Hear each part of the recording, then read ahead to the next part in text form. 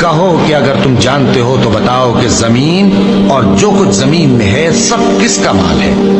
جھٹ بول اٹھیں گے کہ اللہ کا۔ کہو کہ پھر تم سوچتے کیوں نہیں؟